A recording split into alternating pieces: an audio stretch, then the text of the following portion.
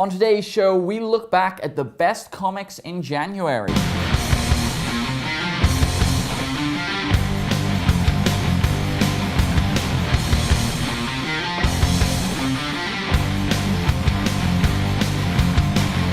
So it is now February, which Indeed. means it's time to look back at the January. month. Yep. So we will start off with... As always, we do our best cover, then we do our best panel, and our best issue of the month. Yes, we do. So, shall we start with cover? Yes. What have you got? Okay. Hard decision. Very. I was torn between two. Yes. I went with one of those two. I went Good. with Emily and the Strangers #1 and the wonderful all black variant. Which, by the way, that is really good variant, actually. all black, this comic was fine. It was nice. It was charming. Mm-hmm. Not really my cup of tea. Yep. But all black makes posters, he's not a comic book artist. I would have that And as he a makes poster. band posters and things like that, so they got him to do... You say you would have that as a poster, but really, you can have it as a poster because it comes with a pull-out! Wow! Yeah, I was reading it and I was like, oh, it's fun, but the cover, and I was like, oh my God. So that's coming out, and it's not like it's the comic either, it's ads, so it can come out of the book. Fantastic. But the value. Well, Excellent. Oh, well, that's good to hear, because funny enough, mine's is also a Dark Horse comic book. hello, I thought for sure that, Black Beetle #1. What did you think mine was going to be? I thought yours was going to be Young Avengers #1, the Brian Lee O'Malley It was. I assume that was. That was your what I was close torn one. Yeah, between, it was torn between. But I was going to buy Young Avengers regardless. The fact that I saw this cover on the shelf and went, well, I'm buying that. Really says something to Francesca Francovilla's artwork for the cover. Fantastic pulp style, and I really enjoyed the book as well. So that's an added bonus. You know what's interesting about both of our picks? Very similar color schemes.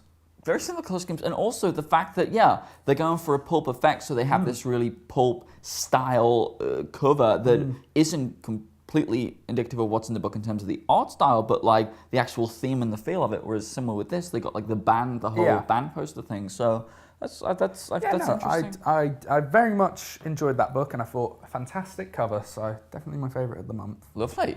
Okay. What have we got? My Panels. Panel of the week. In fact, twice in a row now, Greg Capullo has got my panel of the week. And this week's panel of the week could only be, and it's been the background of my computer if I find it. This is always the worst part of this segment, but you know what I'm talking about. Be up on it. It's the splash page of Batman walking in and finding all of his rogues. There it is. There it is. And Greg Capullo posted like the penciled version on his DeviantArt account, and it's so good. There's so much to love about this. The kind of slumped Justice League that they've gotten, the people like that. Like, it's epic, and it'll stay in my mind for a long time. I saw a brilliant tweet from someone saying, and this is exactly why Greg Capullo didn't get the Justice League book. Yes, exactly. No, I love that cover. It's great. And that, again, iconic. It'll stick with me. Wonderful. Yeah, fantastic panel. Mine's a little bit different, but for the second month, I think I've chosen him. But yeah, second month. Oh, we're in Thor again. Oh my God, this is like a repeat of last time we did this. It really does just go to show the kind of how amazing these artists are on a constant basis.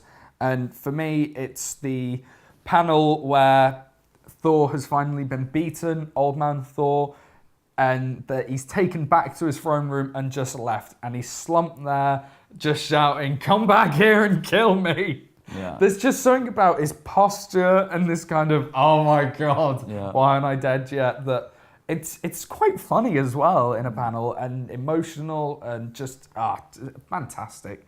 Absolutely amazing panel. The art style, I mean, it's with the whole book, but I do totally agree with yours as well. I think interchangeable really, because they were both absolutely fantastic.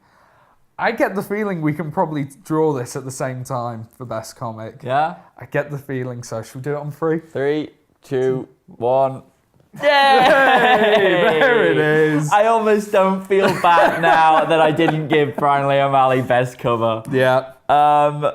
I mean, I don't know what more we can say about it, really. Did you see the previews online for issue 2? I would not look at the previews online. I didn't want to. I saw them once and then didn't look, and then I was like, oh, I've got to. There's no, they don't put the speech bubbles on them or anything like that, but yeah. No, I mean, that's unsurprising. Like, it's wonderful. It really is. Never mind January. It's one of the best comics that I've read in a long time, and one of the comics that I'm just looking like, when's it coming out? When's it coming out again? Yeah, it was just good fun, very well drawn, very well written. It's just all round the perfect comic there, quite frankly. Lovely stuff. Please let us know what your favorite comics in January are. Yeah. We love to know. We love to mingle in comics with you and find out. And don't forget to follow us on Twitter at Comic Book Show 1. Indeed, indeed. You also have started a new website, haven't you, Mr. Morgan? I have, where I run down all of the week's comics. We only get to talk about a select few on the show, but I read a lot.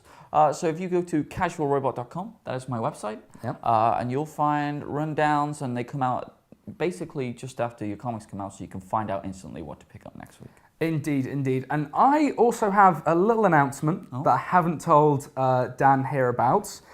Not many people know, but Comic Relief is coming up in the UK very soon. A charity that I'm very fond of. They do lots of work for British charities and overseas African charities.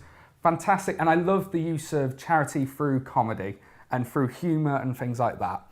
So, and I have honestly been battling whether or not I want to do this for a while, but on this show, you can go to my donation page, which is justgiving.com/QuentinQuire, and if we can raise the total amount before Red Nose Day, I am going to let Dan shave my head and dye it pink like Quentin Quire's.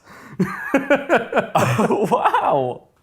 There was so many twists and turns in that little explanation. Like, I have spent a while wondering whether or not I want to do this, but I think it's for a very good cause. Lovely. I think it'd be something very funny to do on the show. And yeah, I'm a huge fan of Red Nose Day, and it's something that I think. Okay, so if you want to see me on camera shave Dale's head and dye it pink, yep. Then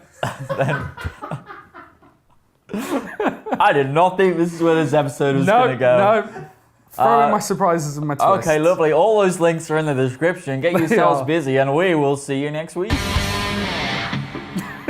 Wow.